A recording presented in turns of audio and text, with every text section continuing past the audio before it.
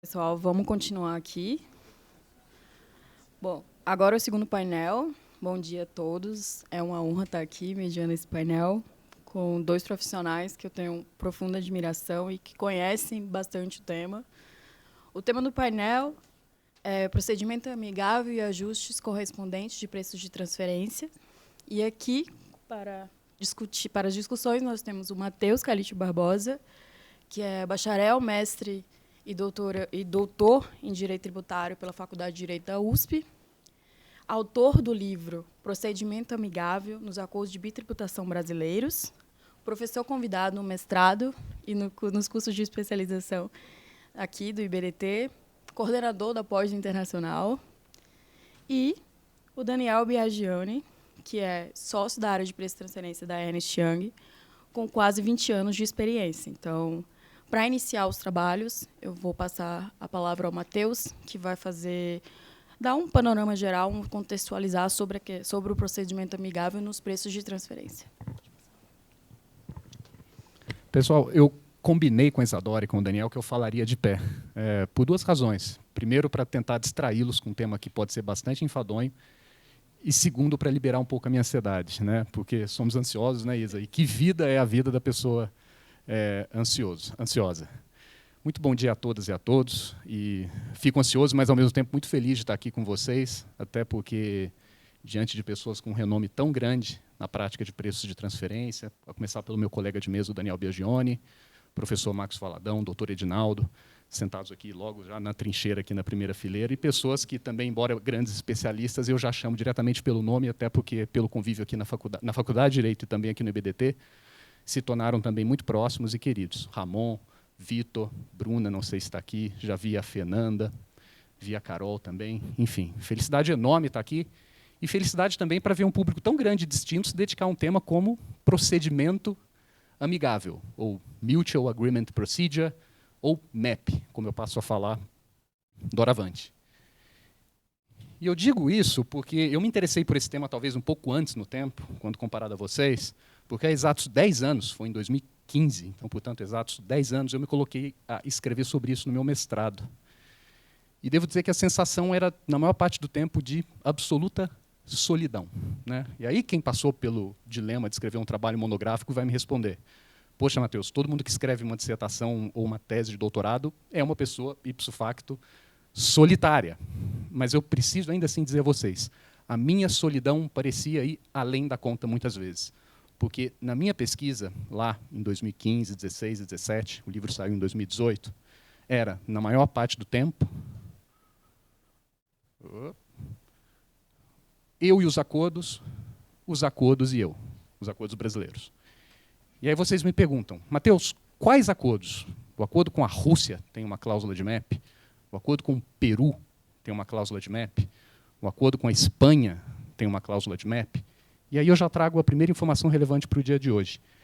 Todos os acordos brasileiros de bitributação têm uma cláusula de MEP. Se vocês querem uma política estável nos acordos brasileiros, procurem a cláusula de procedimento amigável. Porque desde o nosso primeiro acordo, lá com a Suécia, em 1965, salvo engano, os negociadores brasileiros fazem incluir no acordo uma coisa equivalente àquilo que se encontra no artigo 25 da Convenção Modelo da OCDE.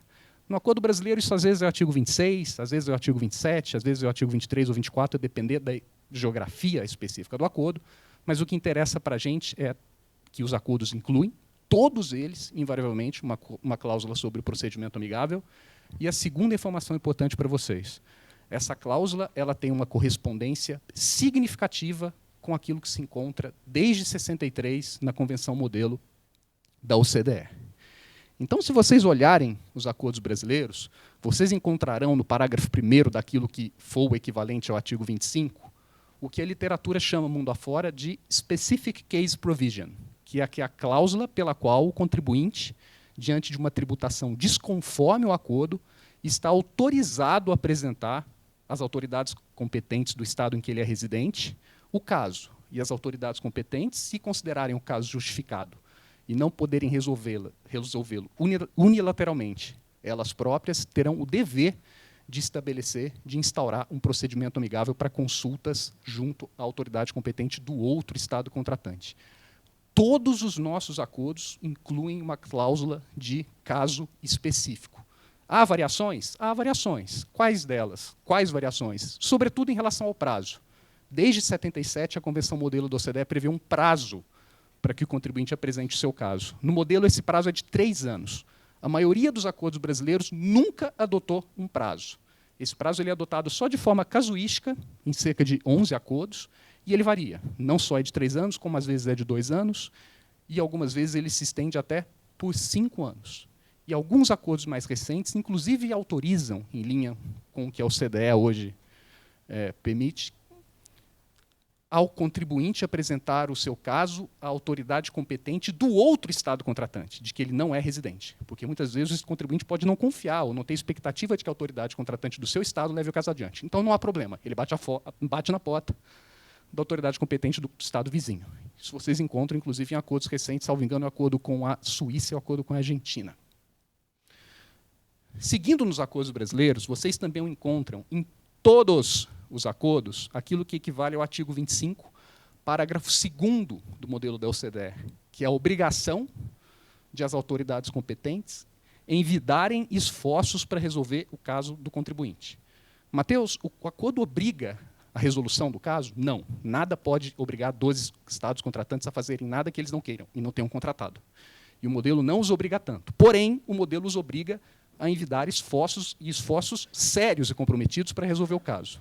Os nossos acordos, de novo, todos eles incluem essa previsão. Com uma divergência importante para o modelo da OCDE. Os nossos acordos não incluem o parágrafo 2º desse dispositivo, que é o parágrafo segundo o qual a execução, a implementação doméstica do acordo porventura obtido independerá de prazos domésticos. Esse é um dispositivo bastante sensível, tanto na presença dele quanto na ausência dele. Os nossos acordos, via de regra, não o incluem, e eu retomo esse dispositivo um pouco mais adiante, quando falarmos de desafios do MEP aqui no Brasil. E continuando ainda no exame dos acordos de bitributação brasileiros, a gente chega ao parágrafo 3º do artigo 25, que coloca uma cláusula chamada internacionalmente de Interpretative Provision, que é a cláusula pela qual, ainda que sem o pedido dos contribuintes, as autoridades contratantes têm o dever de, na presença de uma dificuldade ou dúvida na aplicação ou interpretação do acordo, instaurar ex officio um procedimento amigável com outro Estado contratante para fazer o housekeeping daquele acordo. Né? Temos um ruído na aplicação do acordo. Sentemos e conversemos sobre esse ruído pela via do procedimento amigável. Todos os nossos acordos incluem essa previsão, embora parcela significativa dos nossos acordos não incluam a segunda parte desse dispositivo, que não é a Interpretative Provision, mas é aquilo que se chama de Legislative Provision. Porque, através da Legislative Provision, ou procedimento amigável integrativo, as partes já não discutem uma bitributação contemplada pelo acordo. Os negociadores vão além para discutir uma bitributação nunca antevista ou contemplada pelo acordo original. O Brasil, em boa parte dos seus acordos, nomeadamente aqueles celebrados entre 97, que foi o ano em que o Brasil incluiu uma posição nos seus comentários ressalvando a aplicação desse dispositivo, e 2017, que foi o ano que, em virtude do BEPS, o Brasil subtraiu essa posição dos comentários, os acordos celebrados nesse intervalo de tempo não incluem, via de regra, essa cláusula. Esse não é só um problema brasileiro, né? Parece muito estranho que os negociadores possam contar com uma carta em branco para sentar e negociar a bitributação nunca prevista pelo acordo. De forma que o Brasil faz aqui é o que boa parte do mundo faz. No meu estudo, na minha experiência, fora do contexto escandinavo, Suécia, Noruega, Dinamarca, é muito difícil a aplicação concreta desse acordo, porque no Brasil, como em outros países, o Treaty Making Power, né, o nosso artigo 49 da Constituição, exigiria concurso parlamentar, né, a presença de uma decisão legislativa do Congresso Nacional para que o acordo fosse modificado, né, que é o que parece acontecer num procedimento amigável integrativo. Então, essa parte do artigo 25.3 ele acaba ficando de fora dos nossos acordos. Os nossos acordos, naturalmente, todos eles reproduzem o artigo 25.4, até porque o artigo 25.4 ele diz o óbvio sobre o MEP. Ele diz que o MEP não tem forma específica. Mateus, como o MEP é entabulado? De qualquer jeito. Se vocês ouvissem as aulas que o professor David Rosenblum dava sobre esse tema, e o David Rosenblum foi por muitos anos o Competent Authority dos Estados Unidos, ele dizia que ele celebrava map pelo telefone, nos anos 80, 90. Ele ligava para a autoridade competente do outro Estado contratante e saia de lá com o map. Porque, sim, o map não tem uma forma específica, e o que o artigo 25.4 faz é dizer isso, né? As autoridades competentes estão convidadas ou autorizadas a se consultar informalmente. Mas, se elas não gostarem de se consultar informalmente, que seja estabelecida, então, uma comissão formal de representantes. Mas o Brasil, como tantos outros países, parece prezar tanto pela informalidade do MEP que boa parte dos nossos acordos não prevê a tal da comissão formal. Até porque, até onde eu estudei, na prática, ela muitas vezes não existe. Os estados, concretamente, gostam da informalidade e omitem essa parte da convenção modelo. E o atual artigo 25, parágrafo 5º, que estabelece que, na impossibilidade de se chegar a uma conclusão, o contribuinte submeta, se for do seu interesse, o caso à arbitragem. Se dentro de um prazo de 2 anos não se chegar a uma conclusão, o contribuinte é autorizado a submeter o caso a um painel arbitral. Isso está no modelo OCDE já há mais de 20 anos, e isso nunca foi, a cláusula dita arbitral nunca foi adotada pelos acordos brasileiros. E aqui, de novo, a gente não tem exatamente uma brasilidade, né? A cláusula arbitral é algo que não é comum ainda hoje, mesmo no contexto OCDE, e o que dirá, então, no contexto latino-americano. E falo isso porque, na América Latina, viveu um homem chamado Carlos Calvo, um jurista argentino do século XIX, que sustentou uma doutrina segundo a qual o investidor estrangeiro ele deveria submeter os seus interesses estritamente a uma autoridade administrativa ou judiciária local do país investido, sob pena de o patrimônio do país investido ser colocado ao talante à descrição de um outro Estado. A doutrina é bem mais complicada, bem mais sofisticada do que isso, mas basicamente dizia isso, e isso falou muito alto por muito tempo em todos os países da América Latina, a ponto de países latino-americanos não celebrarem, em hipótese alguma, os tais acordos bilaterais de investimento, pelo simples fato desses acordos bilaterais de investimento incluírem a possibilidade de que o investidor levasse o Estado investido a um painel arbitral. Então, os países simplesmente não celebravam esses acordos, e o Brasil, quando celebrou esses acordos, porque na década de 90, sim, assinamos acordos assim com países europeus, não teve esses acordos ratificados no Congresso. Ficaram parados lá no escaninho do nosso parlamento e até hoje estão lá. E até por isso a nossa diplomacia, sabendo dessa dificuldade, dessa nossa desconfiança, desenvolveu a nossa diplomacia um modelo próprio de tratados de investimento bilateral, que é o chamado Acordo de Cooperação e Facilitação de Investimento. E a gente muitas vezes se esquece, mas nós já celebramos, sim, assinamos internacionalmente cerca de 10, eu acho, ACFIs, e pelo menos 2 deles, na minha memória com o México e com Angola, já foram ratificados pelo Congresso brasileiro. Justamente porque, diferente do modelo arbitral, substitui-se o painel arbitral por uma comissão de representantes de ambos os estados e exclui-se o investidor da participação no procedimento de resolução de disputas nesse acordo. Então, veja que o Brasil já caminhou nesse assunto, embora ele tenha, a moda latino-americana, tentado se afastar do perigo de um tribunal arbitral completamente alheio aos interesses do próprio Estado. Tá?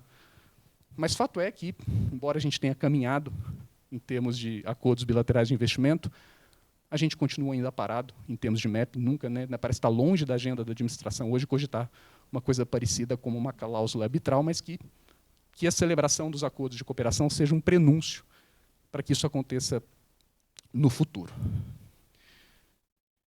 E aí vocês me dizem, bom, Matheus, se todos os acordos, e quando eu estudei eram cerca de 32, prevêem uma cláusula arbitral, você não estava tão solitário assim, né? Você tinha 32, 33 acordos com quem conviver quando você escrevia a sua dissertação. De fato, convivi por muito tempo com os acordos. Mas quando eu tentava fazer uma pesquisa mais abrangente, para ir além dos acordos, para tentar entender qual era, de fato, a prática do MEP no Brasil, eu descobria que ela não era conhecida por ninguém, se é que era existente. Até essa dúvida estava na mesa.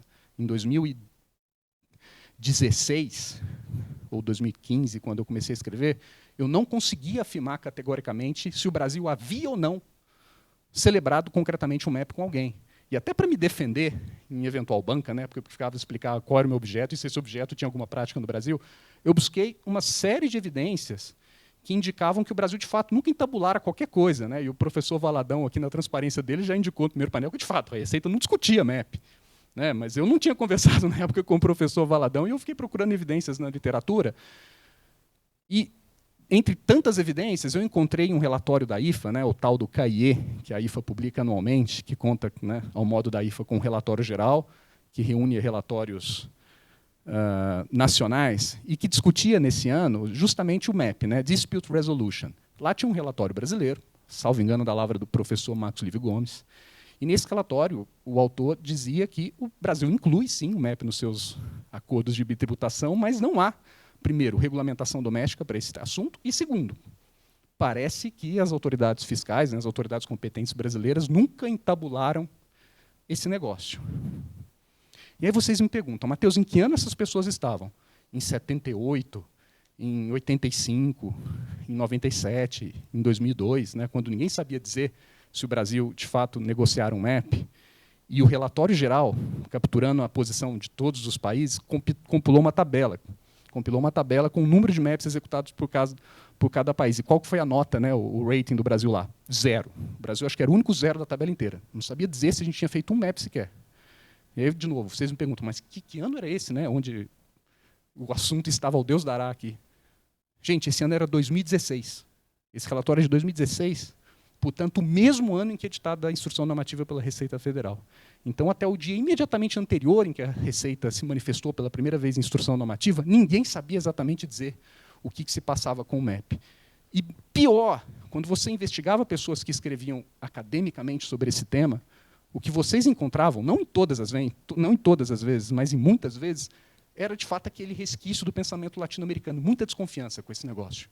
Pela primeira razão evidente, que eu já antecipei para vocês, soberania, né?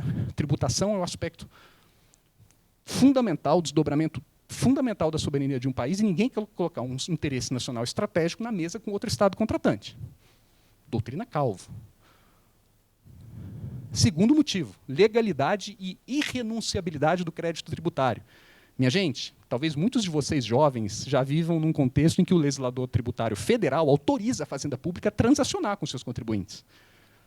Nessa época, nem isso era dado à Fazenda Pública. O que dirá, então, de uma Fazenda Pública transacionar com outra autoridade competente, com outro Estado contratante, para discutir um crédito já constituído no Brasil? Isso, para a doutrina da época, parecia um absurdo, uma coisa muito distante da realidade. Até porque, de novo, existia o dogma da renunciabilidade do crédito tributário e que demandaria lei para que ele fosse, de certa forma, renunciado pela administração. E terceiro, ainda que vocês gostassem do MEP, entendessem que não há problema de soberania, não há irrenunciabilidade de nada, como eu escrevi e tantos outros, não tinha nenhuma regulamentação na matéria. Como já antecipei para vocês, a IN veio em 2016, portanto, ela é muito recente, ela é mais nova do que a minha pesquisa. E eu não me julgo uma pessoa exatamente velha, embora o tempo esteja passando mais rápido do que eu gostaria. Então, gente, esse era o cenário do dia imediatamente anterior a que a IN foi editada no Brasil. E aí vocês me perguntam, Matheus, de fato, o Brasil nunca fizera nada antes da IN? E aqui eu preciso dizer a vocês, muita gente boa escreveu que sim, mas escreveu de boa fé, porque nas 2 vezes em que a Receita, de fato, declarou ter feito alguma coisa em sede de MEP, ela declarou quase que sem querer, porque eu só posso falar isso. A primeira vez em que ela fez alguma coisa declarada foi naquele conhecido ato declaratório interpretativo sobre a qualificação de royalties e assistência técnica no Acordo Brasil-Espanha. Esse ato tem 2 ou 3 versões, mas se vocês olharem a primeira delas, que é de 2004, nas consideranda do ato, vocês encontram que aquele ato era editado não só em virtude da competência legislativa de que contava a Receita Federal, como também em virtude do artigo 25, parágrafo 3º do acordo bilateral com a Espanha. Alô, 25, parágrafo 3º, justamente o artigo que autoriza a celebração de um Mutual Agreement Procedure, de um MEP. Mas muita gente olhava para isso e dizia, mas isso aqui é um MEP informal, né, porque é um ato declaratório normativo. E eu dizia, mas que formalidade outra precisa de um MEP? Né? Se o David Rosenblum concluía MEPs pelo telefone, a nossa Receita não teve a dignidade de publicar num ato declaratório normativo. Para que esperar outra formalidade? Esse ato até indicava o número do processo, a troca de cartas. E tempos depois eu descobri que essa nem tinha sido a primeira vez, nem tinha sido a única vez em que a Receita tinha declarado algo sobre o MEP. Num segundo ato declaratório um pouco menos conhecido, porque tem a ver com a convenção com o México, a Receita também se manifestou sobre a inclusão de um tributo mexicano estabelecido posteriormente à celebração do acordo, no escopo objetivo, previsto no artigo 2 daquele acordo. Era um imposto empresarial, a taxa única, e que, por qualquer razão que não nos interessa agora, a Receita celebrou um MEP com outra autoridade contratante para entender que, de fato, aquele tributo, embora não fosse um imposto de renda vigente no México à época da celebração do acordo, estaria, sim, coberto pelas disposições do Tratado Brasil-México. Então, assim, o Deus dará, de fato, era muito grande, mas a gente tinha pelo menos 2 casos absolutamente isolados em que o Brasil teria se manifestado formalmente no sentido de ter concluído um MEP com a outra autoridade contratante. E aí vocês me perguntam, bom, Matheus, mas o nosso encontro de hoje é sobre o MEP em preços de transferência. E tudo isso aí que você nos falou está muito distinto ou muito distante de um MEP em preços de transferência. E aqui, só para saber se a gente está na mesma página. Preços de transferência é matéria para o MEP? Sim, claro que sim, porque eu imagino que a maioria de vocês, para não dizer todos, já tem claro para si que acordos de bitributação, inclusive os brasileiros, todos eles, seguindo o modelo da OCDE desde 1963, incorporam o padrão arm's length para o controle de preços em transações internacionais entre partes vinculadas.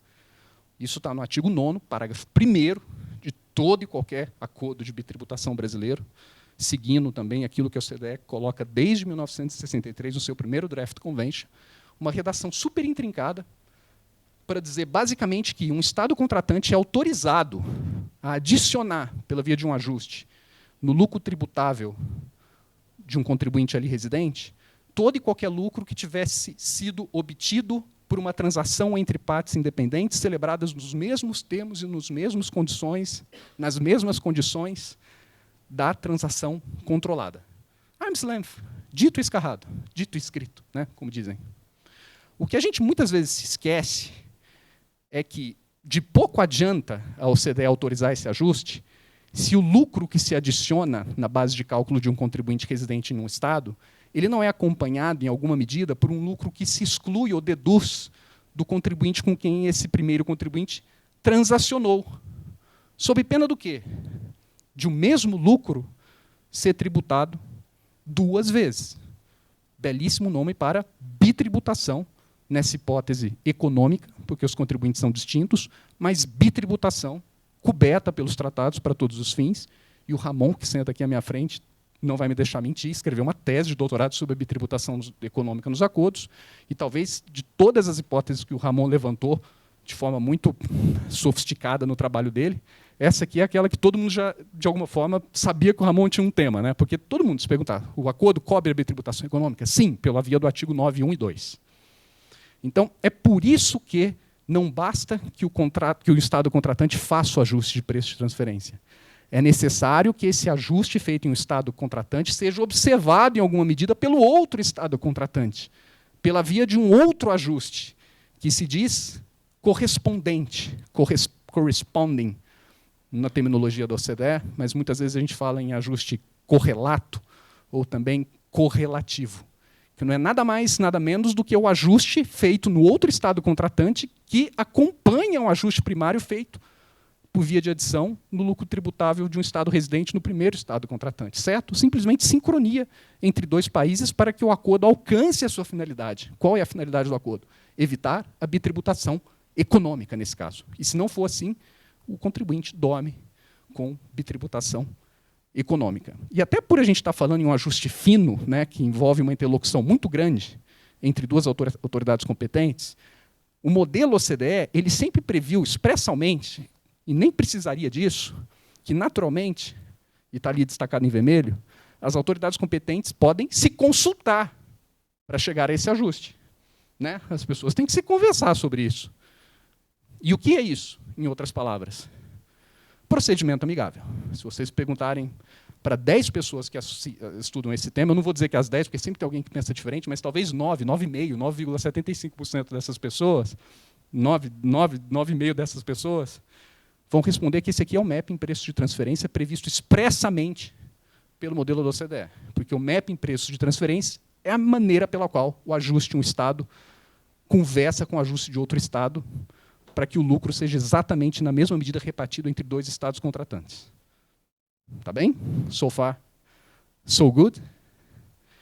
E aí vocês me perguntam, bom, Matheus, então quer dizer que existia a chance de o Brasil mesmo antes da instrução normativa, ter celebrado um MEP em preço de transferência, né? Tudo era estranho, oculto e desconhecido, mas por que não?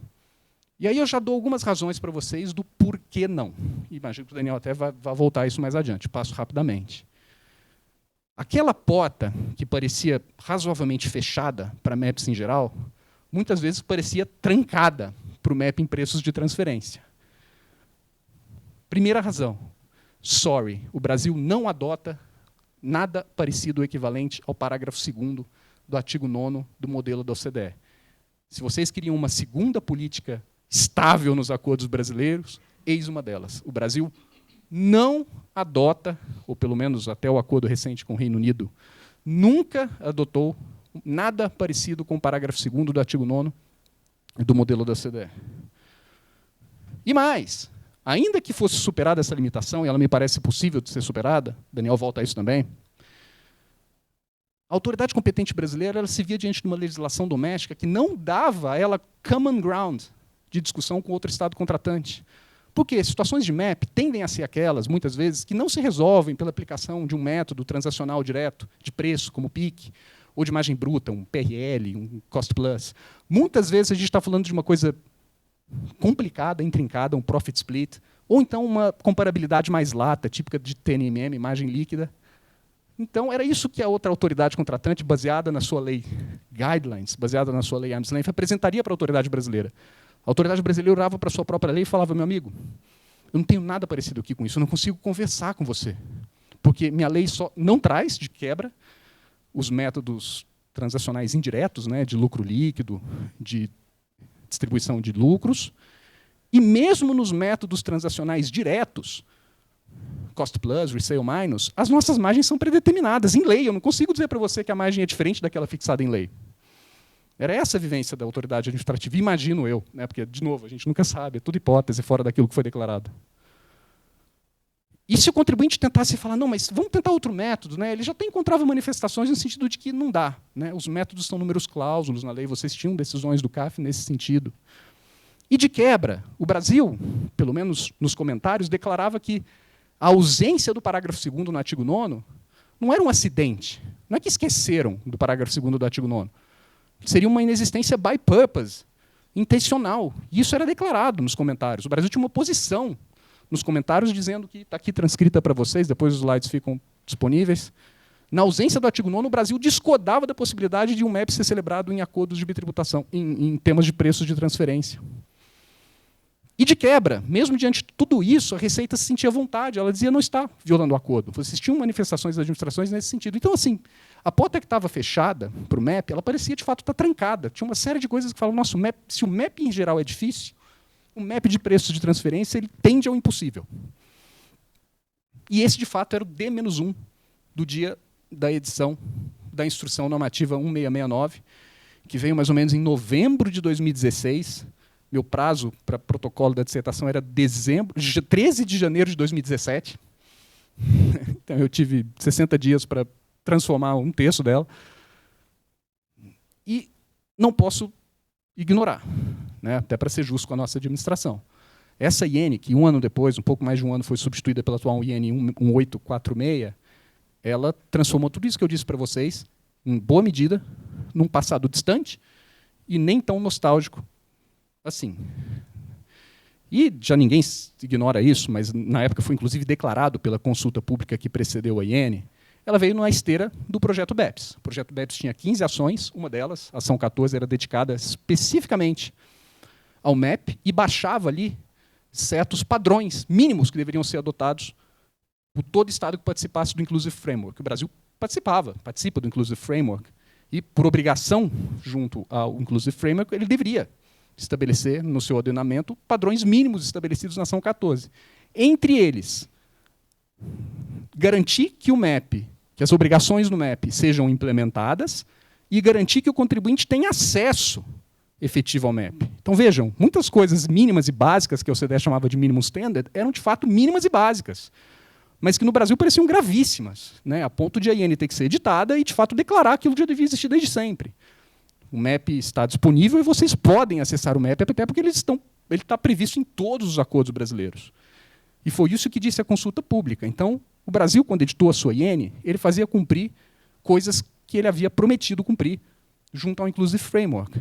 E não só no âmbito da Ação 14, mas um compromisso que também se estendia ao tema de preços de transferência especificamente. Porque se vocês olharem as ações 8, 9 e 10, que ditaram sobre preços de transferência, vocês encontram lá uma nota diplomática, que talvez o Daniel volte a ela, em que o Brasil dizia, bom, nesse momento eu não vou fazer aquilo que eu fiz em 2023, eu não vou abandonar minhas margens, mas, ao mesmo tempo, eu vou garantir o MEP. Né? Parecia muito estranho naquela época, acho que o Daniel volta a isso também, como somar as duas coisas, mas, de fato, o Brasil disse, adotarei os padrões mínimos em nota de rodapé, lá na ação de preços de transferência da ação 14. E não dá para dizer que o Brasil não fez isso. Porque se vocês olharem a IN de 2016, e ela nisso é reproduzida pela atual IN de 2018, o exame da autoridade administrativa, num pedido de procedimento amigável, vai compreender, entre outros documentos, APAs, rulings e materiais similares. Ora, APAs, rulings e materiais similares são exatamente o tipo de background que existe no MAP de preços de transferência, onde uma empresa no exterior que eventualmente conte com ruling no seu país de residência, ou um APA, ela quer simplesmente estender para o Brasil a política de preços de transferência que ela já adota globalmente, sob pena de ter bitributação econômica, porque se o Brasil não aplicar o mesmo método que outra jurisdição aplica, podemos ter um problema. E para não ter dúvida, a Receita Federal publicou, em 2018 também, no ano da segunda IN, um manual de preços de transferência, que é basicamente uma apresentação de slides disponível ainda hoje, onde é indicado como exemplo de situações que podem ensejar o procedimento amigável no Brasil, ajuste de preços de transferência. Então, vocês encontram lá, declaradamente, seja no manual, seja na IN, uma garantia de que preços de transferência serão contemplados em sede de MEP pela autoridade competente brasileira.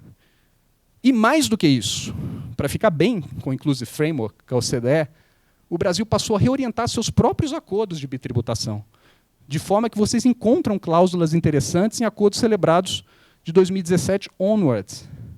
O primeiro exemplo é o protocolo do Acordo Brasil e Suíça, que não tem o artigo 92, mas, ao mesmo tempo, declara que, na existência de um artigo 92, fica autorizado, ainda assim, ao contribuinte, perseguir um procedimento amigável em matéria de preços de transferência. Porque eu tenho o artigo 91.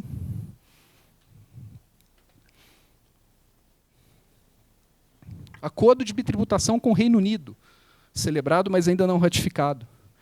Ele teve, pela primeira vez na nossa história de tratados, uma coisa bem parecida com o artigo 92, embora indo até além do artigo 92 para dizer com todas as palavras que esse eventual ajuste correlato, ou correspondente ou correlativo, ele será negociado, como tem de ser no outro meio, pela via de um procedimento amigável. Tá textualmente nesse acordo de bitributação.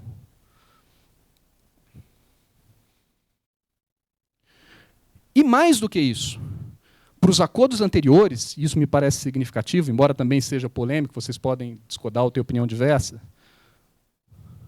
o Brasil suprimiu, em 2017, dos comentários ao modelo OCDE, aquilo que ele dizia até então, que a inexistência de um artigo 92 impediria o segmento de um MEP em matéria de preços de transferência. Isso deixou de existir no comentário.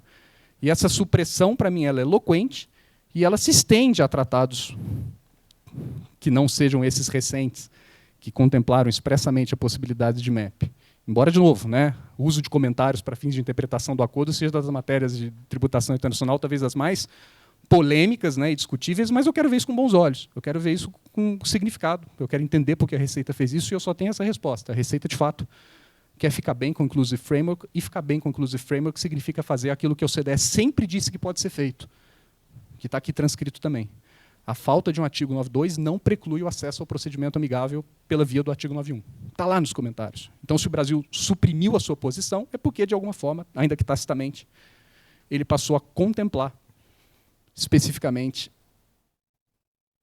esse racional na interpretação dos seus acordos.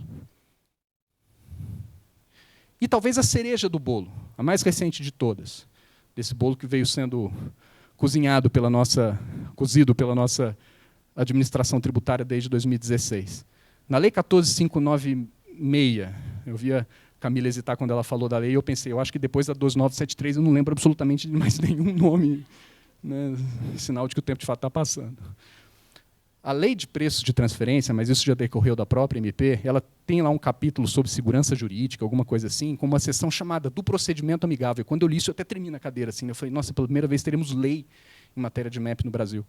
E essa lei ela traz um dispositivo bastante inusitado, e que eu retomo ele um pouquinho mais adiante, para dizer que a autoridade lançadora brasileira ela conta agora com essa autorização para revisar, em lançamento de ofício, um lançamento que ela tenha eventualmente realizado, com vistas a implementar aquilo que foi acordado internacionalmente entre os Estados contratantes. Em matéria de preços de transferência, para dizer o óbvio e o ululante, mas também em toda e qualquer outra matéria que não exatamente a da lei. Então, essa foi, talvez, a cereja do bolo, no sentido de que, bom, eu reorientei os meus comentários, eu modifiquei os meus acordos, eu editei instruções normativas, eu publiquei um manual, e eu alterei a minha lei para que a autoridade lançadora se sinta à vontade para revisar o lançamento com vistas a executar concretamente aquilo que for acordado internacionalmente entre os Estados contratantes. E aí eu recoloco a pergunta. Depois de tudo isso, como vai o MEP em preços de transferência? Eu acho que a expectativa, até a minha, seria poder falar para vocês muito abertamente. Vai muito bem, obrigado. E eu diria para vocês que talvez a resposta não seja essa. Talvez no momento em que a gente está, nesse momento, mas esse é um assunto dinâmico, talvez no próximo simpósio de preços de transferência do BDT a situação já seja outra.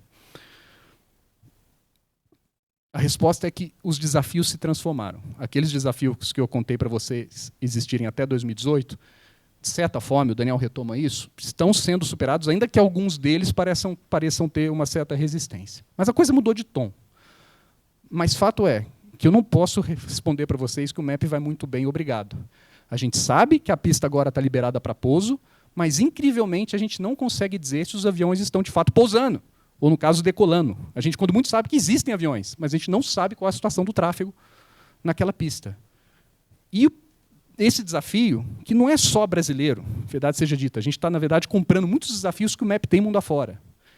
Ele é um desafio de transparência, que é um desafio brasileiro, mas também um desafio global sobre o MEP. E tem a ver com o fato de que o público, em geral, não sabe o que se passa com o MEP. E não só o público em geral, o próprio contribuinte interessado e que levou o seu caso à administração, muitas vezes não sabe o que se passa com o caso dele. E basta vocês olharem a IN original para descobrir que só existia uma única hipótese de notificação do contribuinte durante todo o procedimento do MEP. Está lá no artigo 9º, que era a hipótese em que o fisco, na sua discricionariedade, solicitasse documentos complementares. Seria, naturalmente, o contribuinte notificado para apresentar os tais documentos. Fora disso, quando muito, eu conseguiria deduzir a necessidade de notificação do contribuinte em duas outras situações. Quando a Receita conhecesse do pedido, porque a IN falava num despacho, então esse despacho tem que ser contra o contribuinte interessado, ele vai saber que o pedido foi recebido. E depois, se o MEP eventualmente fosse finalizado. Sei quando, eu não sei. Mas se fosse finalizado, o contribuinte seria notificado, até porque a Receita falava de novo num despacho. A situação melhorou um pouquinho em 2018. Então, entre 16 e 18, a gente teve uma nova IN. E essa IN prevê, quando comparada à primeira, uma outra hipótese de notificação, que é a instauração da fase de procedimento bilateral. O contribuinte leva o seu pedido à administração, ele é notificado de que o seu pedido foi aceito, a administração avalia o pedido, e se ela entender que o pedido é justificado e que ela não pode unilateralmente resolver o problema por conta própria, ela é obrigada, nos termos do acordo, a instaurar um procedimento amigável com outro Estado contratante. É o que se chama de fase bilateral. Pois bem, a IN atual prevê a notificação do contribuinte no caso de instauração do procedimento bilateral. Então, o contribuinte agora ele fica também sabendo que o Brasil começou a conversar com outro Estado contratante. Matheus, o que mais sabe o contribuinte? Em termos normativos, ele não tem o direito de saber mais nada. Ele estará sempre nas mãos da boa vontade da autoridade competente. E que, preciso dizer, na interação que eu tive com as autoridades competentes nos MEPs, em que eu acompanhei, é muito boa. É uma boa vontade de fato efetiva. Mas se vocês me pedirem para a gente deduzir do nosso ordenamento um direito do contribuinte se notificar, ele não existe.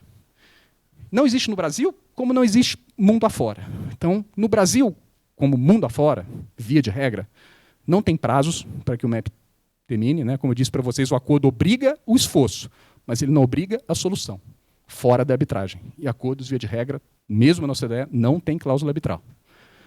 E a notificação do contribuinte ela é muito limitada. O contribuinte sabe que o pedido foi recebido, quando vê, sabe que o pedido se transformou num procedimento bilateral. Quando muito. Quando muito. E isso é assim porque vocês encontram 10 entre 10 autores escreverem óbvio ululante. O MEP é um procedimento entre estados. Quem é você, contribuinte, num procedimento que é government to government. Ele envolve duas autoridades competentes e ninguém mais. Ninguém mais. O contribuinte ele não integra formalmente o processo e ele não acompanha o procedimento. Ele não pode se manifestar fora do pedido, ele não pode recorrer de uma eventual decisão, ele não pode solicitar uma audiência, porque, de novo, o MEP, para 9 entre 10 autores, é estritamente um procedimento government to government. E até por isso, eu diria para vocês que, para quem estuda esse tema academicamente no mundo, o santo graal, e que como o santo graal até hoje não foi encontrado, é tentar justificar jurídica e dogmaticamente um fundamento pelo qual o contribuinte teria o direito de acessar o MEP. Um fundamento diferente da própria discricionariedade das autoridades competentes. O primeiro texto que eu tenho a notícia nesse assunto é de um autor belga, ainda nos anos 80, escrevendo na Intertex para propor o dito caráter trilateral da relação jurídica estabelecida num acordo de bitributação. Envolve os dois estados, mas também envolve o contribuinte. Ele escreveu isso lá atrás. A gente já tem até teses de doutorado colocadas internacionalmente sobre isso. É o assunto que, de novo, mais suscita a discussão lá fora hoje, né? Qual que é o status do contribuinte no MEP nesse tema. Mas a diferença entre a academia, que tem avançado até em passos largos, e a prática, o contribuinte de fato acessa ou não, é muito grande. Na maioria dos casos, o contribuinte de fato não acessa. Não só no Brasil, como também em boa parte dos países. E aí, uma decorrência disso, o MEP ele acaba tendo natureza sigilosa, né? E o seu resultado sequer é publicado, não só no Brasil como no exterior. Muitas vezes o resultado individual não é publicado.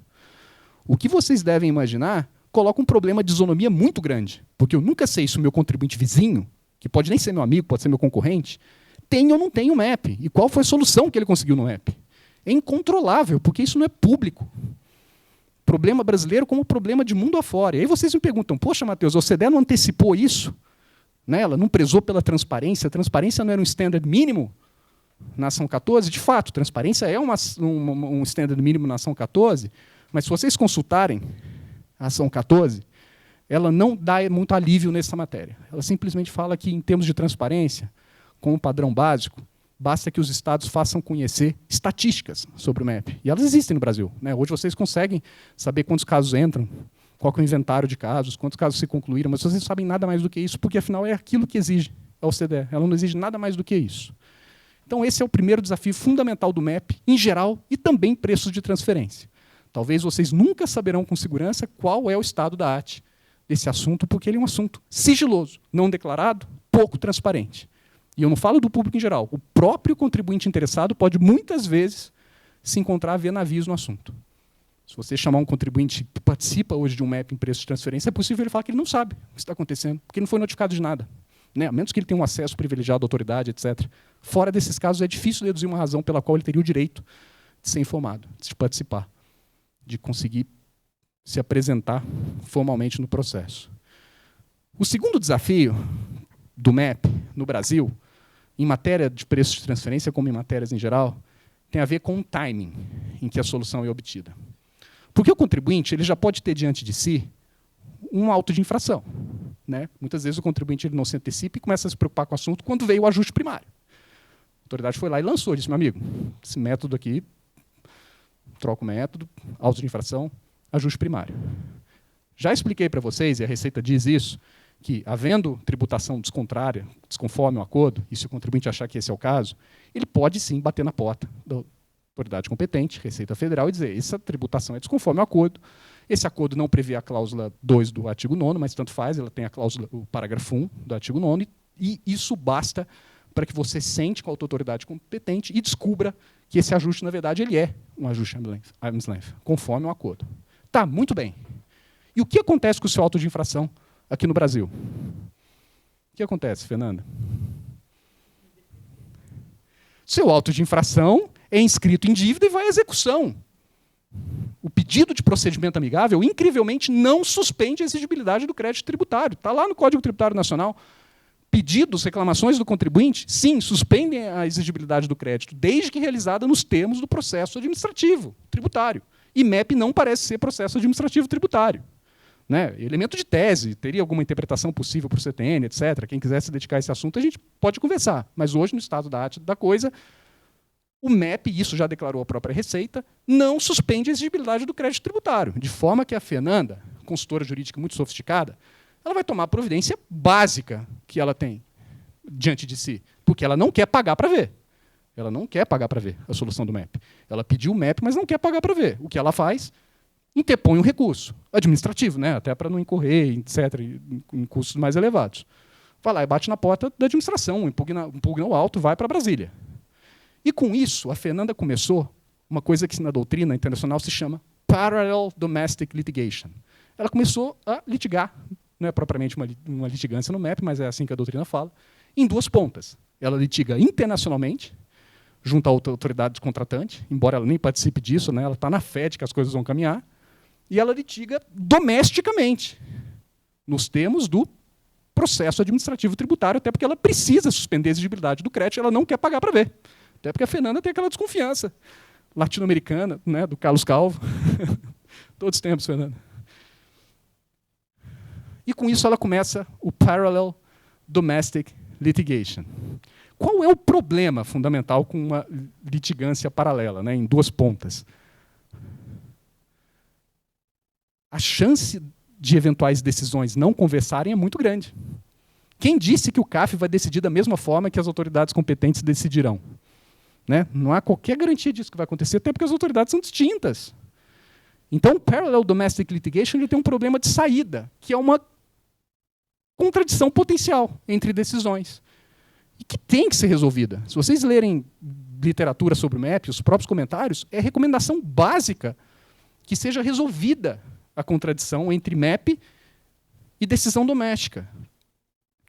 E aí vocês vão me dizer, bom, Matheus, então a OCDE já tem uma resposta para isso, vamos lá bater na porta da OCDE e implementar, né, porque é isso que o Brasil tem gostado de fazer. Esse é um caso em que a OCDE não resolve. Ela diz expressamente nos comentários que esse não é um problema do modelo, esse não é um problema dos acordos, porque os acordos desde 1963 garantem a autonomia do MEP. Vocês encontram essa frase ali no artigo 25.1, salvo engano, que o MEP ele será conduzido e concluído independentemente dos remédios, né, dos recursos que sejam previstos na lei doméstica. Isso significa a autonomia do MEP no sentido de que o MEP não interfere com decisões domésticas e decisões domésticas não podem interferir com o MEP. Então, como que uma interage com a outra? A OCDE disse, não sei, não é problema meu, resolva isso domesticamente. Edite uma lei sobre esse assunto. O tema deve ser encaminhado legalmente, pela via do ordenamento doméstico. E os países fazem isso? Alguns fazem. Há métodos. Né? Muitas vezes é o tal do preemptive map, né? Em que o pedido do MEP ele suspende a exigibilidade do crédito por um certo tempo. E é o que vocês encontram até no modelo dos Estados Unidos de Convenção de Bitributação. O artigo 25 do modelo americano ele é expresso em dizer que, no decurso de um pedido de MEP, a exigibilidade do tributo fica suspensa, né? Que é a providência básica que se esperaria de interação entre um recurso doméstico e um MEP, sob pena de contribuinte não ter alternativa a buscar duas decisões. E aí vocês me perguntam, o Brasil tem alguma coisa parecida com isso em lei? Não. Temos o CTN, que parece não compreender a suspensão da exigibilidade do crédito nessa hipótese. Precisaríamos reformar o CTN. Seria de bom tom? Talvez. Mas, nesse momento, não temos essa disposição. O que a gente tem? A IN. E o que a IN diz? Ela diz, primeiro, uma coisa que ela não dizia em 2016, que o fato de você recorrer localmente para um tribunal judicial ou administrativo não impede o acesso ao MEP. De novo, o MEP corre solto, ele é paralelo, ele é independente. Então você não pode impedir o MEP se eu estou pedindo alguma coisa ou pleiteando alguma coisa domesticamente. Certo? A IN diz isso no parágrafo único do artigo 10, embora ela não dissesse isso na versão de 2016. A versão de 2016, em alguma medida, impedia o prosseguimento do MEP na existência de processo fiscal ou administrativo. Isso foi, graças a Deus, reformado.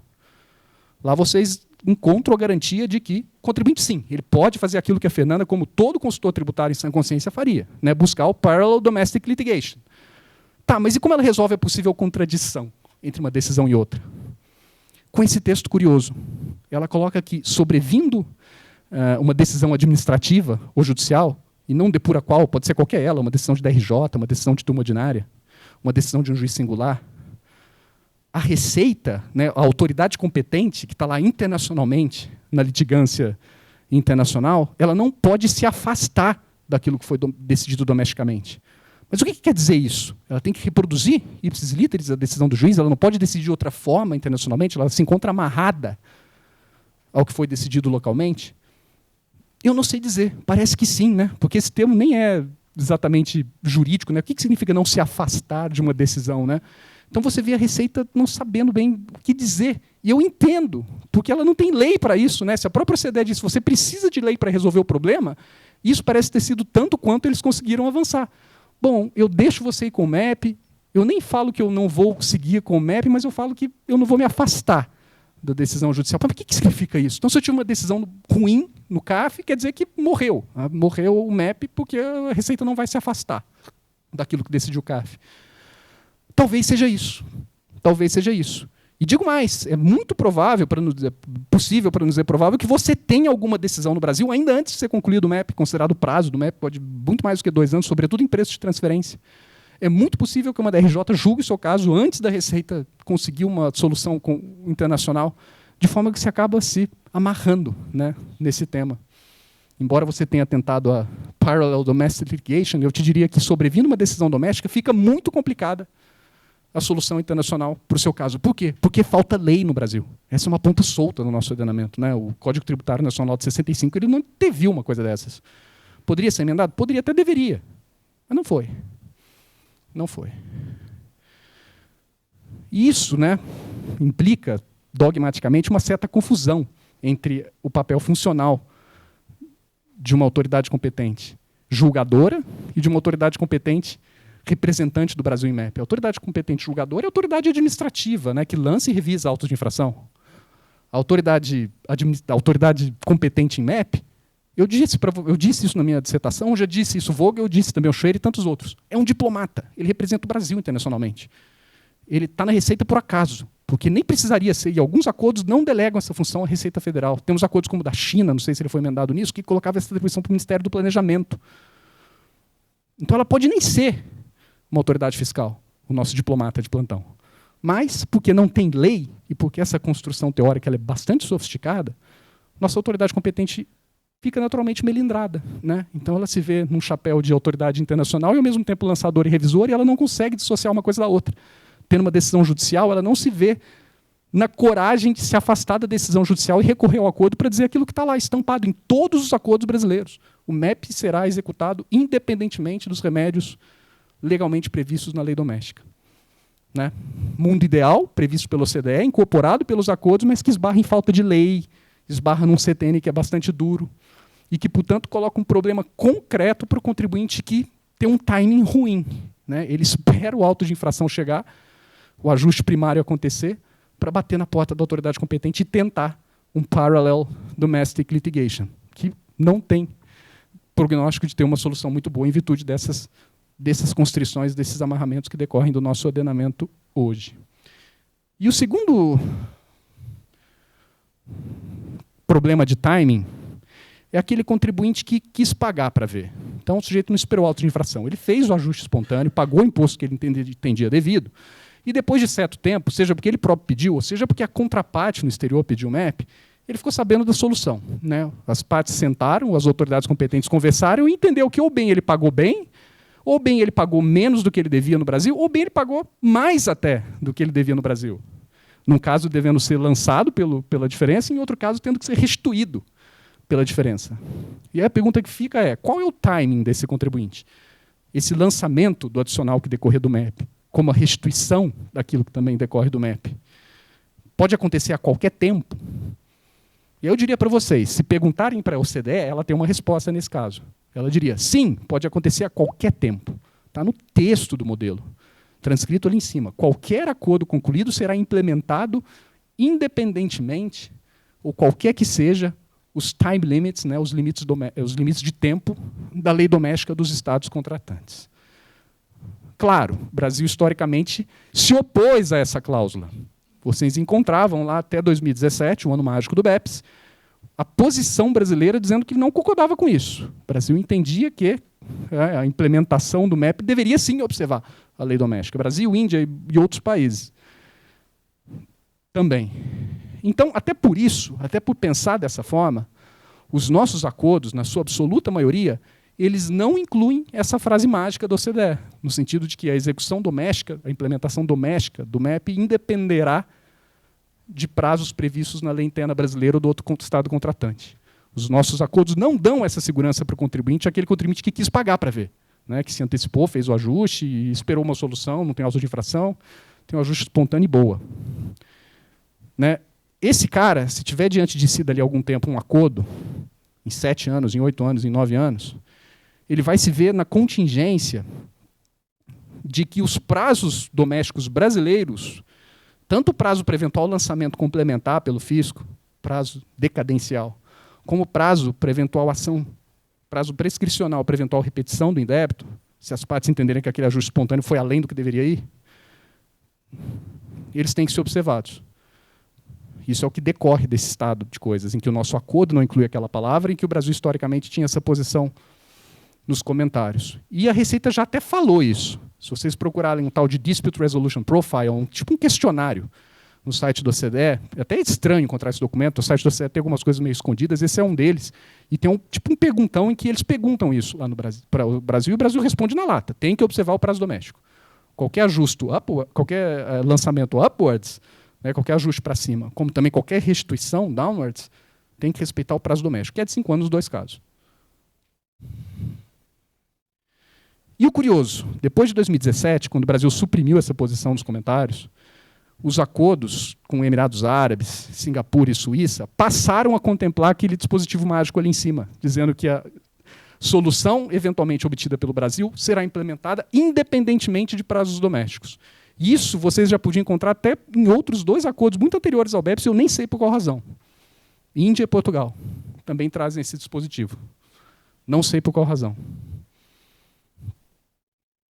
E aí vocês me perguntam, bom, Matheus, pelo menos para esses 2 casos, esse contribuinte aí que tem um timing ruim, ou não está preocupado com as coisas, ele paga para ver, espera acontecer, ele tem alguma segurança.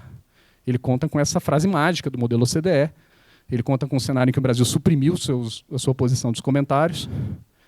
E eu diria para vocês, pois é, mais uma ponta solta que fica, né? Nos casos em que o Brasil contratou internacionalmente a implementação de um acordo de bitributação, independentemente de prazos domésticos, como compatibilizar esses prazos, que não estão em uma lei ordinária federal, estão em um Código Tributário Nacional, lei materialmente complementar como norma geral nesse ponto, com aquilo que o Brasil acordou domesticamente, acordou internacionalmente. Né, a gente sempre teve muita dificuldade em elocubrar sobre a relação entre tratado e lei interna, até porque o nosso artigo 98 do CTN é muito intrincado.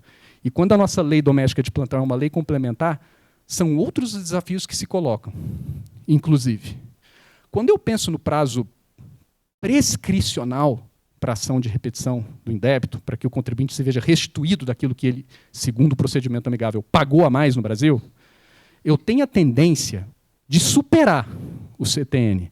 Matheus, quem é você para superar o CTN?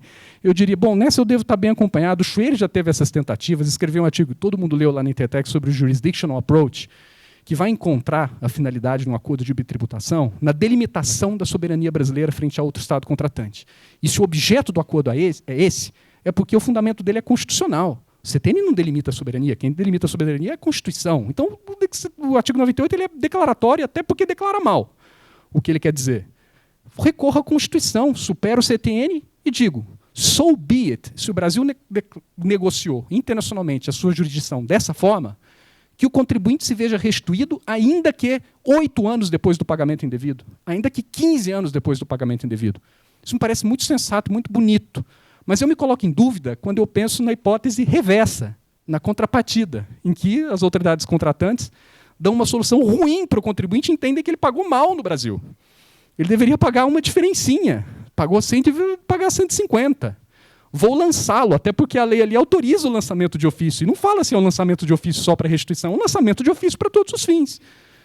E aí, Matheus, com ideias muito avançadas sobre soberania, você diria que o Brasil, pelo fato de ter acordado com outro Estado contratante, que o lançamento pode vir depois de 15 anos do fato gerador, ele é válido. E eu diria para vocês que, putz, complicado, porque uma hipótese dessas, ela implementa, a meu ver, de saída, uma coisa que a gente não gosta de admitir em sede de acordos de bitributação. Efeito positivo do acordo. Por quê? Porque aquele crédito tributário, 15 anos depois de incorrido o contribuinte no fato gerador, ele já se extinguiu. Ele não existe mais. E o tratado teria o condão de transformá-lo num morto-vivo e trazê-lo do além, né, para reviver o crédito tributário e fazer com que o contribuinte seja lançado 15 anos depois, porque o Brasil assim negociou com a Suécia. Difícil, né? Putz, difícil. Mas é exatamente a contrapartida do raciocínio que eu construí com muita segurança aqui, né, e achando que eu sou o máximo, de falar que a restituição tem que ser dada a qualquer tempo. Então, muito bem, Matheus, o lançamento pode ser feito a qualquer tempo também? Não tenho resposta. Vitor, nesse simpósio eu não tenho resposta. Vamos esperar mais uns 3, 4 aí para ver se acontece alguma coisa e a gente conseguir evoluir nesse tema. Mas veja um dilema, né, que se coloca, mesmo para casos em que o Brasil negocie a irrelevância de prazos domésticos, isso está acontecendo, temos 5 acordos, pelo menos, em que isso aconteceu, e vai passar a acontecer, porque o Brasil tem que cumprir com compromissos do Inclusive Framework, e esse é um deles. A gente tem um problema, chamado Código Tributário Nacional, Lei Materialmente Complementar, que eu consigo afastar, talvez, para o caso de restituição do indébito, mas eu tenho dificuldades em afastar para o caso de lançamento de um crédito eventualmente obtido em procedimento, a partir de um procedimento amigável. Consigo discriminar as duas hipóteses? Talvez sim, talvez sim. Nesse momento, não, porque, de novo, comecei a pensar nisso há 15 dias, quando o Vitor me falou, Matheus, vai lá e traz os assuntos quentes de MEP. Eu falei, Vitor, esse é um deles. E temos aqui mestrado de BT, especialização, etc., para quem quiser escrever e pensar sobre esse tema, be my guest, porque é um tema super interessante e que eu não vejo como resolvê-lo aqui para vocês, né, dizendo de chofre que pode ou não pode. De fato, temos um problema. Houston, we do have a problem. E, gente, para finalizar, não sei nem se já fui muito além do meu tempo, devo ter ido. São muitas as pontas soltas, tá? E até pensando em termos de Código Tributário Nacional, se a gente volta lá no... Estou tentando voltar, mas como a gente põe muita animação, ela se volta contra a gente. Se a gente volta a esse dispositivo que autoriza o fisco a lançar de ofício, né, que lançamento é esse? Né, é um lançamento que ele faz em sobreposição a um lançamento primário já ajustado, então é um lançamento complementar ou adicional, ou é simplesmente a revisão de um lançamento espontâneo do contribuinte? De um lado, a gente tem lançamento de ofício. De outro lado, a gente tem lançamento por homologação. E as consequências no Código Tributário Nacional são distintas. Se eu já tiver um lançamento primário, um ajuste primário, e o fisco simplesmente resolver revisá-lo, ainda que seja para diminuir o valor, ele está fazendo isso com que base no CTN? Ele está conhecendo um fato novo, que ele desconhecia antes, ou ele está simplesmente revisando o critério jurídico do lançamento, coisa que, segundo o nosso CTN, não pode ser feito, independentemente de ter acordo ou não. Então, vejam, é um dispositivo que parece muito bom, obrigado, eu posso brandá-lo por aí fora, né, e dizer, o Brasil agora tem autorização da lei doméstica para que a autoridade revise o lançamento, para bem e para o mal. Mas e o CTN? E o CTN? E o 149 do CTN? E a revisão do critério jurídico? E o fato novo? Né? São coisas, de novo, não tenho resposta. E acho que ninguém tem. Ninguém, né, chegou a tanto. A contingência era colocar isso em lei. Vamos agora conciliar isso com o CTN. E as vias estão abertas. De novo, be my guest para estudarem isso. E só para não tomar absolutamente o tempo da minha, perdão, Daniel, perdão, Isadora. Eu queria concluir dizendo isso para vocês. Esses problemas não são problemas de MEP em procedimento amigável, em preço de transferência. São problemas do MEP em geral, mas que certamente têm desdobramentos imediatos para o MEP em preço de transferência. O MEP em preço de transferência, em termos dogmáticos, ele não tem qualquer diferença para o MEP em qualquer outro assunto. Só a matéria, só. E a história lá do artigo 9.2, que foi superada já. Não preciso do 9.2. E agora o Brasil resolveu adotá-lo, né? Então o Brasil está sempre na... E aí o que a gente vê é que, de fato, se vocês olharem lá o relatório dos pares, o Brasil, os pares brasileiros dizem que o Brasil tem aceitado MEPs em preço de transferência. Ele não nega, ele aceita. E, de fato, vocês olham lá o gráfico que mostra que, a partir da edição das INs, o volume de casos que começou a chegar dobrou. A gente tinha ali 10, passou dos 20, e hoje está mais ou menos em 40 MEPs de transferência, em preço de transferência. Mas o que a gente vê é que o inventário, a saída de casos não acompanha o inventário. O inventário vai subindo. Tem 3 ou 4 casos, talvez o Daniel fale sobre isso, que desde que essas estatísticas surgiram, estão lá e parece que os casos sumiram no escaninho da Receita. O inventário sobe, né, e a saída de casos não acompanha a progressão em que as autoridades competentes batem na porta do Brasil para discutir preços de transferência. que isso acontece? De novo, é difícil responder isso, né? Porque ninguém sabe o que se passa. Tudo aquilo que diz é um problema grave de transparência. Eu não sei o que acontece nem comigo, o que dirá com o meu vizinho. Mas certamente pode ter a ver com muitas coisas das que eu falei para vocês agora e de outras que o Daniel também vai colocar na mesa. Tá? Então, né, copo meio cheio, meio vazio, a gente já não vive os problemas que eu enfrentei em 2018, que eram problemas bem chatos, né? Era simplesmente mostrar que meu tema tinha uma prática. Era um problema metodológico de dissertação. E a gente passa a viver problemas de OCDE ponta, assim, problemas de ponta solta no nosso ordenamento, ter locução entre procedimento internacional e lei doméstica. Tudo isso acontece não só no Brasil, mas com o mundo afora. Então, assim, esse é um admirável mundo novo e esse é um mundo muito mais interessante do que aquele que eu vivi 10 anos atrás. Vocês, agora, quem se interessar a viver esse mundo já começa com um pé bem mais forte do que eu comecei. Obrigado, gente. Perdão pelo atraso no tempo. Agora acompanho o Daniel. Obrigado, gente.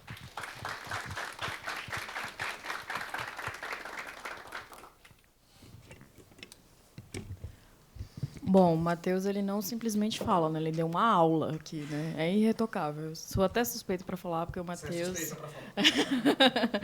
Então, em razão do tempo, eu já vou passar a palavra aqui para o Daniel, que vai dar uma perspectiva, né, mais prática do que ele tem vivenciado em termos de procedimento amigável em preços de transferência. Perfeito, obrigado. Estão me ouvindo? Não.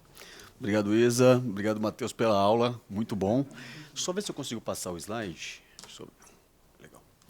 Pessoal, eu tentei separar aqui essa apresentação em dois momentos, né, que é anterior à lei 14.596 e pós a lei 14.596, porque acho que a gente tem dois momentos distintos aqui quando a gente fala de MEP, tá?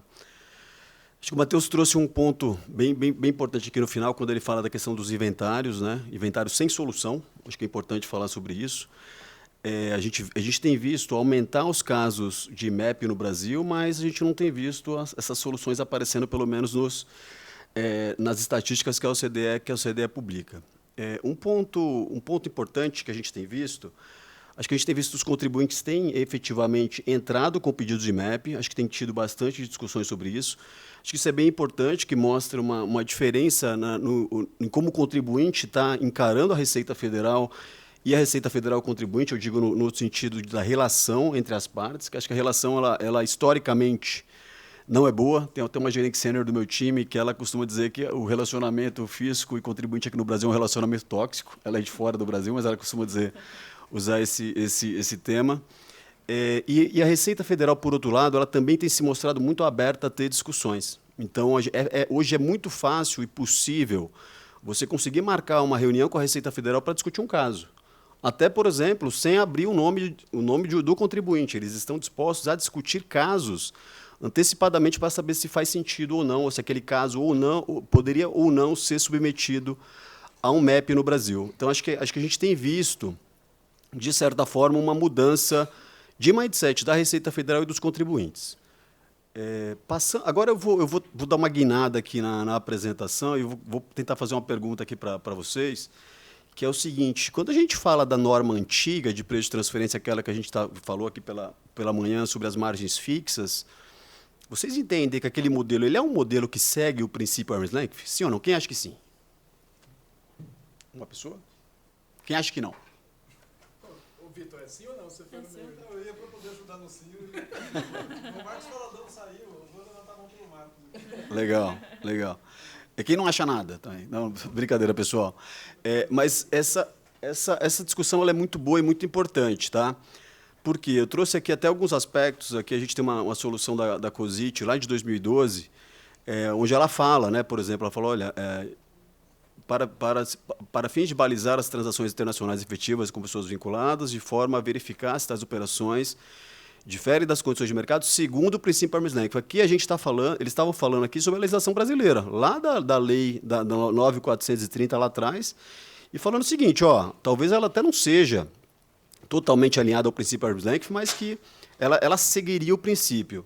A gente tem também, na ação 810, como o Matheus também já apresentou, um comentário, acho que a nota 1, né, se não me engano, é a nota 1 da ação 810 do BEPS, onde tem alguns pontos importantíssimos aqui.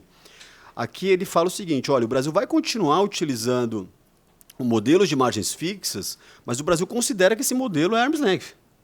E aqui eu não vou entrar no mérito se eu concordo ou não com isso, mas pelo menos esse aqui era o entendimento da Receita Federal, até num documento oficial publicado pela OCDE. E aí ela fala o seguinte, ó, lá embaixo, que eu marco em negrito, ela fala assim, o Brasil vai dar acesso ao MEP em linha, como o Matheus mencionou, dos padrões mínimos da ação 14. E aí vamos lá, o que fala a ação mínima, o que fala os padrões mínimos da ação 14? Basicamente é o seguinte, aplicação dos termos do tratado, ok, temos os tratados, disponibilidade de acesso ao MEP, aqui está claro a possibilidade de acesso ao MEP, resoluções de casos do MEP e implementação. Então aqui a gente tem um compromisso do Brasil o seguinte, olha, meu modelo é arm's length, e se a gente tiver o artigo 9º, parágrafo 1º, os contribuintes brasileiros eles podem ter acesso ao MEP. E depois a gente parte já para o que fala os mínimos standards da ação 14. Além disso, no manual do MEP, tem um comentário que é bastante relevante, que ele fala o seguinte, nos casos de ajustes de preço de transferência, esse manual é de 2018, tá? Nos casos de ajustes de preço de transferência que afetem empresas associadas, residentes em jurisdições distintas, é aconselhável, não é mandatório, mas é aconselhável, que cada uma dessas empresas apresente um pedido de abertura de procedimento amigável à autoridade competente do Estado que é residente. Então, vamos lá. A gente sabe que a grande maioria dos países segue o princípio arm's length internacionalmente. O Brasil, vamos imaginar que não seguia. Esse manual de 2018, anterior à Lei 14.596, então, eventualmente, a gente, sim, tem acesso. A gente poderia implementar e discutir um MEP ainda sob as regras anteriores de preço de transferência. E agora a gente entra numa discussão, acho que o Matheus também puxou sobre isso, tá, mas como que seria uma forma de discutir isso? Será que a gente poderia, eventualmente, aceitar outras metodologias, além daquelas metodologias que a gente tinha na norma antiga? Talvez sim, talvez não, mas o que a gente fala? Na IN 1312, a gente tem aquele conceito de elementos complementares de prova. A gente sempre fala sobre elementos complementares de prova, eu não sei até que ponto isso acabou acontecendo na prática, assim como o professor Marcos Valadão comentou sobre a possibilidade de alteração de margens, né, que a gente tem no Brasil, acho que não é IN, acho que é MP, não, MP não, é Portaria 222, onde a gente tem a possibilidade de fazer alterações de margens, mas a gente não tem, pelo menos, conhecimento de empresas que conseguiram fazer isso, ou se deram início e conseguiram. Mas, eventualmente, a gente teria uma possibilidade aqui de discutir se eu não poderia implementar essa alteração, implementar um modelo de MEP e aí buscar uma solução através desses elementos complementares de prova. Porque ele fala o seguinte, ó, além dos documentos emitidos normalmente pela pessoa jurídica, nas operações de compra e venda, a comprovação dos preços que se refere à instrução, né, a 1312, poderá ser efetuada também com... Aí tem aqui o item 2, eu tirei o primeiro, mas a gente tem o item 2. Pesquisas efetuadas por pessoas jurídicas ou instituição de notório conhecimento técnico ou publicações técnicas, onde se especifique o setor, o período, as pessoas jurídicas pesquisadas e a margem encontrada. Aqui me parece que a gente está falando aqui de um modelo internacional de preço de transferência, que a gente está falando de pessoas jurídicas pesquisadas, margem encontrada, e abaixo a gente tem ainda o seguinte, ó, somente serão admitidos como prova se houverem sido realizadas com observância de critérios de avaliação internacionalmente aceitos. Ora, a gente está falando do modelo, a gente está nesse novo modelo de preço de transferência, como a gente teve no primeiro painel, a gente está falando de um modelo internacional. Então, aqui, eu de certa forma, vejo uma possibilidade de uma discussão de utilização desses comentários que a gente tem aqui na IN como forma de solução eventual de resolução de um caso de MEP, considerando a diferença de TP do Brasil, né, anterior à Lei 14.596 e posterior à Lei 14.596. E por que eu estou dizendo isso, pessoal? Agora eu vou voltar ao tema que realmente importa. Hoje existem discussões em andamento entre a Receita Federal e fiscos de outros países, e a Receita Federal tem sido clara no sentido de que o Brasil não pode dar acesso a MEP em anos anteriores à publicação da Lei 14.596, porque o Brasil não seguiu o modelo arm's length. Então, isso seria um bloco muito ruim para o Brasil, né? Porque a gente está falando de uma mudança de entendimento, até mudança, como a gente mostra aqui no próprio compromisso e nas próprias informações que a Receita Federal passa para a OCDE, e ela coloca, inclusive, nos instrumentos dela, e aí ela fala o seguinte, não, eu não consigo dar acesso ao MEP anterior à Lei 14.596, porque o Brasil não era arm's length. Aí eu pergunto, ora, então por que a gente tem uma IN desde 2016 que trata sobre o tema? Por que a gente tem um manual do MEP? Né? E, além de tudo, todos esses comentários que a própria Receita Federal traz em ambientes internacionais, dentro do Inclusive Framework. Acho que isso passa uma visão não muito boa, né, para o Brasil em relação a como o Brasil é visto nesse sentido. E aí eu coloco o comentário aqui sobre o peer review do Brasil. Se vocês olharem o peer review do Brasil, isso acho que é lá de 2018, 2019, os comentários são péssimos quando fala de Brasil. Porque os comentários são no sentido do seguinte: o Brasil ele pode... a gente iniciou uma discussão de MEP com o Brasil, isso digo os peers falando sobre o Brasil. A gente mandou mensagens para o Brasil não respondeu, a gente fez follow-ups das discussões, o Brasil não respondeu, e quando o Brasil respondeu, o Brasil falou, olha, o período já foi prescrito. Só que essa discussão ela se iniciou no momento que o período não havia sido prescrito. Acho que tem 2 países que reportam isso em peer reviews do Brasil. E uma discussão dessa, um bloqueio desse em relação à não aplicação do arm's length anterior a 14.596 aqui no Brasil, com certeza vai aparecer em um peer review aqui do Brasil também daqui a pouco. Então, acho que isso não é uma notícia boa, né, mas que a gente tem que aguardar e verificar quais são os próximos capítulos em relação a isso. A boa notícia sobre o assunto é que o Brasil tem tido, sim, interações com vários outros fiscos de outros países, principalmente a Europa. Esses fiscos eles estão realmente muito interessados em ter discussões com o Brasil. Vários deles querem... Claro, pessoal, existe também interesse das outras partes, dos outros estados, em firmarem e serem os primeiros a firmar um MEP ou um APA com o Brasil pela relevância da indústria, pela relevância da economia brasileira, né? Então, existe muito interesse por parte de outras autoridades fiscais em discussões que a gente tem tido com essas autoridades, alguns deles se dispondo a vir ao Brasil, apresentar treinamento e capacitar o time da Receita Federal. Acho que um ponto relevante na discussão que a gente tem, e isso foi até parte da consulta pública do APA, que saiu em setembro do ano passado, a Receita Federal fala muito das limitações de estrutura que ela tem. A gente sabe que isso acontece, mas a gente não pode ficar parado, porque, como foi comentado no primeiro painel, acho que o professor Marcos Valadão comentou, os EPAs já deveriam estar em andamento, as discussões de EPAs já deveriam estar em prática aqui no Brasil. E por enquanto, a gente ainda está no momento, quando a gente fala de EPAs, aguardando uma instrução normativa versão final, mas a gente ainda vai ficar sempre atrás dessa discussão da limitação de estrutura, né? Então, esse era o conceito inicial que eu queria trazer anterior à Lei 14.596, mas a boa notícia é que a Receita Federal tem falado o seguinte: após a Lei 14.596, é possível sim você iniciar um procedimento, uma discussão de MEP, porque você teria alinhamento do arm's length do Brasil com o exterior.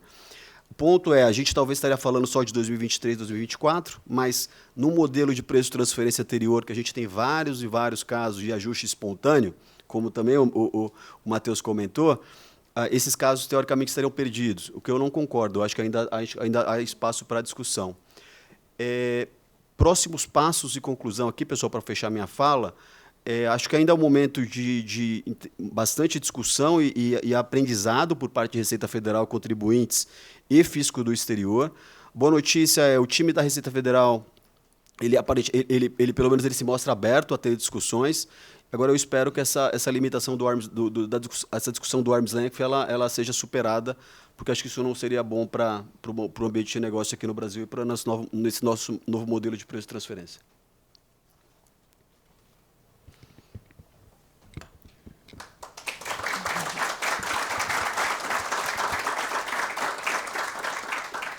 Bom, obrigada, Daniel.